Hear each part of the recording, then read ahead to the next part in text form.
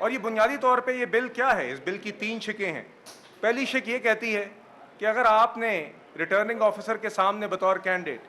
اپنا party certificate نہیں جمع کرایا اپنی جماعت کے ساتھ افیلیشن کی ڈکلیریشن کرتے ہوئے، تو آپ کو آزاد کینڈیڈیٹ تصور کیا جائے گا۔ یہ بھی ایسی بات ہے جو آلریڈی آئین اور قانون میں موجود ہے، اس کو ہم نے مزید وضع کیا ہے، اور یہ ایسی بات ہے جس سے کوئی بھی شخص، کوئی بھی جماعت جو الیکشن لڑتی ہے ڈس ایگری نہیں کر سکتی ہے، پریکٹیکلی ایکسیپٹڈ بات ہے۔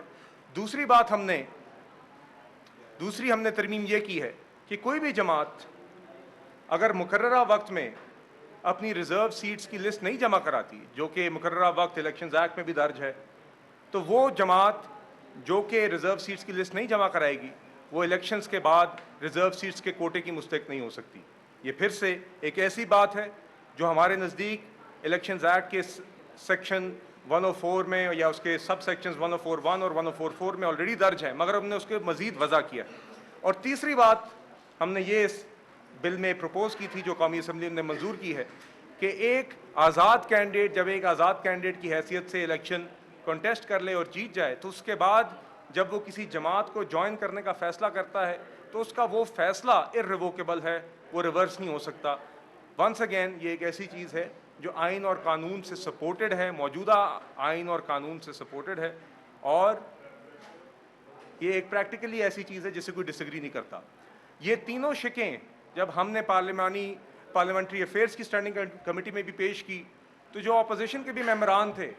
انہوں نے اس پہ ہر قسم کی بات کی، مگر کوئی بھی شخص اس بل کے اندر کوئی ایسی چیز پوائنٹ آؤٹ نہیں کر سکا جو پریکٹیکلی غلط ہو یا آئین یا قانون سے متصادم ہو۔ تو میں اس لیے جی شکریہ ادا کرتا ہوں اپنے آنریبل کولیگز کا جنہوں نے یہ ہمیں سپورٹ کیا اور آج یہ بل پاس کیا۔ جی دیکھیے بات یہ ہے کہ یہ تو جی الیکشن کمیشن، قومی اسمبلی اس کو کنسیڈر کرے گی۔ میں تو آپ سے صرف اتنی سادی بات کر رہا ہوں کہ 3 چیزیں جس کو سب مانتے ہیں مگر واضح طور پہ قانون میں درج نہیں تھیں، مگر اگر آپ شقیں جوڑیں یا آئین کی شقیں پڑھیں تو اسی نتیجے پہ آپ پہنچتے ہیں۔ آپ پریکٹیکلی بھی ہمارے الیکشنز دیکھ لیں تو اسی نتیجے پہ آپ پہنچتے ہیں۔ ان چیزوں کو ہم نے